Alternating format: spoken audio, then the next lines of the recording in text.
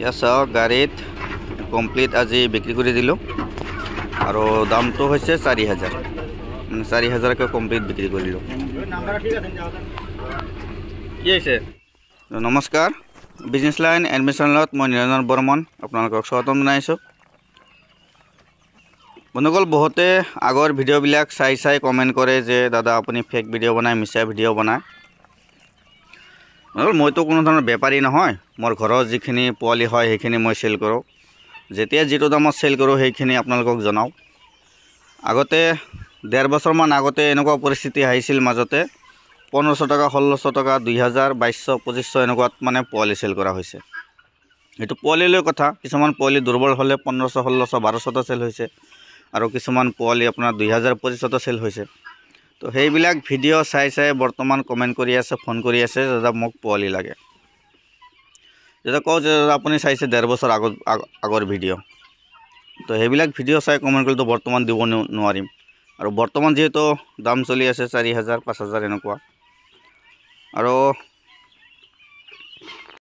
আৰু আমাৰখিনি হৈছে ঘুংৰু জাতৰ পোৱালি। ঘুংৰু জাত যিবিলাক নেকি গাঁৱলীয়া, কিছুমানে গাঁৱৰ লোকেল বুলি কয়, কিছুমানে ঘুংৰু বুলি কয়। তো ঘুংৰুটো হৈছে অৰিজিনেল, এইবিলাক চব ক্ৰছে হয়।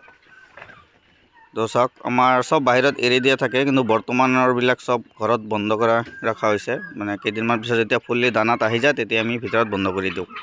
মানে বেলেগৰ ঘৰত যায়, এই মাটি বাৰী এইবিলাক খান্দি থাকে, অসুবিধা হয়। আৰু আমাৰ লগত হাঁহ কুকুৰা চৰাই আছে বহুত, মানে পল্ট্ৰি ফাৰ্মৰ বিষয়ে ভিডিঅ'বিলাক পাই থাকিব, গাহৰি পালনৰ বিষয়ে ভিডিঅ'বিলাক পাই থাকিব।